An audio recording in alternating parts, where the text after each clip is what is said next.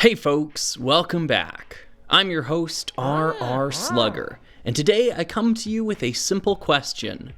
Do you remember rock and roll radio?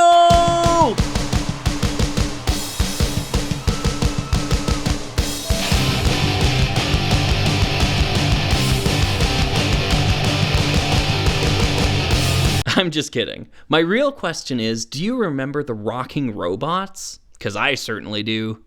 Found within the May-June 2002 issue of LEGO magazine, the first to bear the name by the way, were 4 lovable little robots. Allow me to introduce them to you by using their bios from lego.com back in the day. Ram, the biggest robot of the bunch, is now the one who goes to the store for a quart of oil. Meg used to go, but she wandered around and got lost too many times. Ram's one huge eye makes him very good at moving straight ahead and knowing where he is at all times.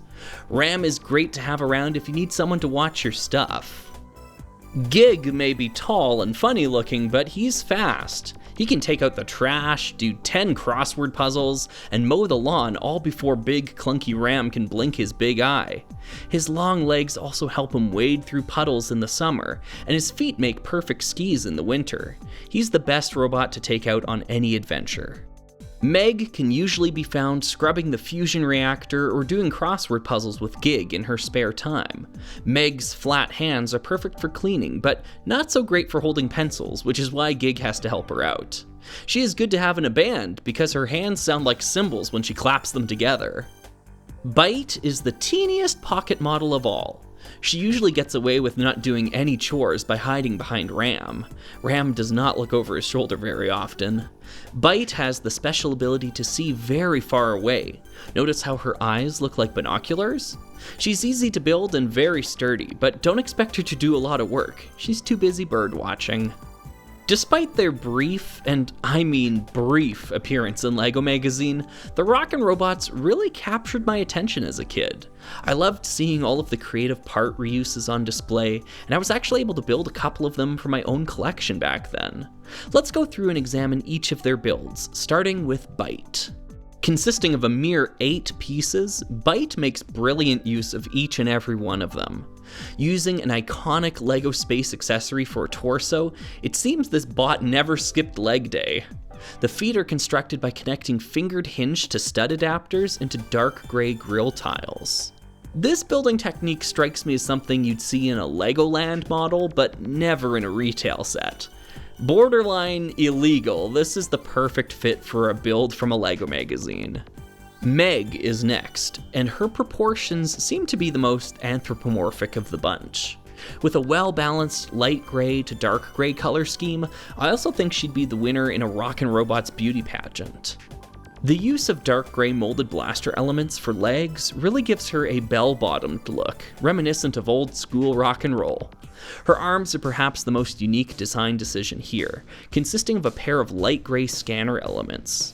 While this piece came out in a lot of accessory packs, its use within sets was a bit more limited. I had to search for a while to find these.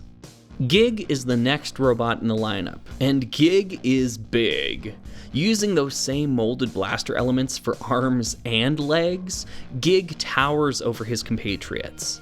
Another thing that sets him apart is the use of minifigure legs for hands. Keep in mind, this is 2 years before Titan XP would use the same trick, so one has to wonder if Gig had a hand in designing that robot as well. Interestingly, the step-by-step instructions from lego.com add a pair of elements unseen in the photo from the LEGO magazine. These plates are attached to each hand, likely to give the impression of thumbs. You can take it or leave it, but I think I'll leave it. Ram is the final robot we're looking at today, but I may have saved the best for last. I simply love some of the part usage here. Let's start with the feet and work our way up. Plastic Planes fans will certainly recognize these wedge plates being used as feet, and I really enjoy how they give Ram the semblance of toes. Also notable are the yellow hazard stripe tiles adorning each leg. These utilitarian details go a long ways towards giving Ram a unique character among the rest. When we get to the body, we can see the real magic happen. This giant dark gray thruster piece was created specifically for life on Mars, to which the mold remains series exclusive. I've always been dumbfounded that LEGO Star Wars wasn't able to find a use for it anywhere. It seems like such an obvious fit to me. For many years, the construction of Ram's eye remained a mystery to me. I just didn't recognize what pieces were being used here. It wasn't until I picked up a copy of set 5857, Sofrin's Amazing Bazaar as an adult, that I was able to solve this puzzle. Within this set is a mold I never knew existed, part 33008. Essentially, it's a flower pot used only within Belleville and Scala sets. That would certainly explain some of the strange colors it comes in. However, Ram needs one molded in dark gray. Does that actually exist? Well, would you believe me if I told you that LEGO Star Wars couldn't find a use for the Life on Mars sci-fi thruster part, but could find a use for the Belleville flower pot? Set exclusive to the original UCS X-Wing, the flower pot can be found on the ends of each engine. I don't hate the part usage here, but I do hate that I had to spend $30 for this one piece, simply because it came out in an expensive LEGO Star Wars set. Actually, come to think of it, why was this piece included in a LEGO magazine build? I kind of want to know if any kids stole one from their parents' X-Wing model back in the day so that they could build the Rockin Robots. Similar to Gig, there's one small detail on Ram that differs between the online instructions and the photographed model in the magazine: the color of his pupil. In the online instructions, we see what looks to be a trans neon green antenna piece used, yet in the photography, it's clearly opaque red. Again, I'm gonna side with the photography on this one. I think there's just something funny about a bloodshot singular eye on a robot. Maybe that's what Asimov was writing about. Anyways, there's one final detail I wanted to talk about regarding the Rockin Robots, and that's the laboratory they're working in. It's filled to the brim with all sorts of weird, esoteric machinery, and I'm absolutely here for it. I love seeing various parts from insectoids and spaceport sets make their way into the build here. You can see some old school LEGO space computers along the back wall, but my favorite strange device looks to utilize the front hood of an adventurer's car. Very creative. Even though the Rockin Robots were basically limited to this single page of a single LEGO magazine, would you believe me if I told you that we'd see this laboratory again? Almost an entire year later, the laboratory would reappear in another LEGO magazine, this time alongside the Robobots. While I don't appreciate the Robobots cramping the crib of the Rockin Robots, I do appreciate getting a chance to see more details of said crib up close. Here's a better look at that adventurer's jalopy contraption, for example. Why was this laboratory mock preserved for a year before being reused here? Were the Rockin Robots even the first to use it? I think they were, but because I'm a crazy person masquerading as a slug, I went back and visually checked an entire decade's worth of LEGO Mania magazines just to be sure.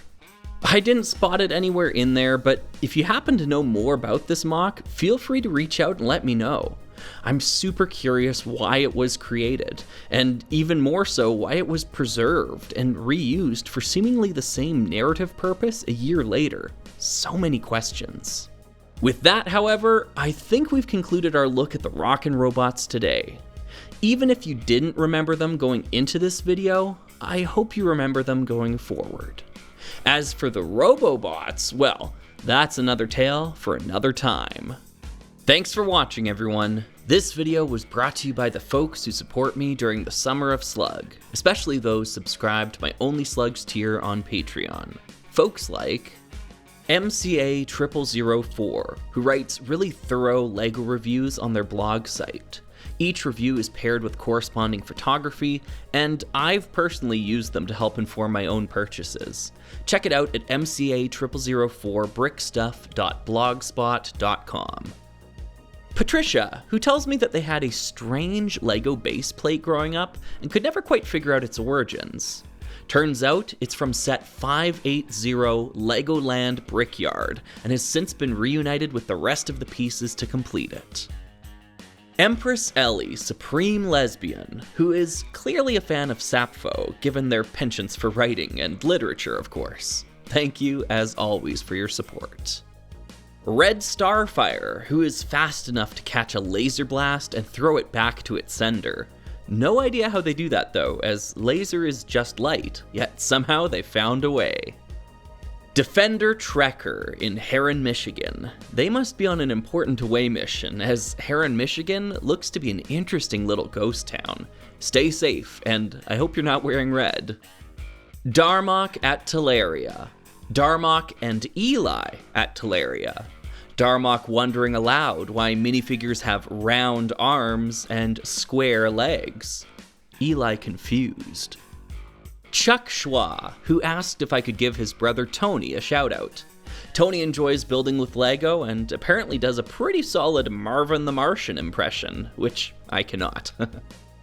And lastly, Fairywan, who has a pretty great gastropod-related joke to share. A snail goes to a sports car dealership and picks the fastest looking car.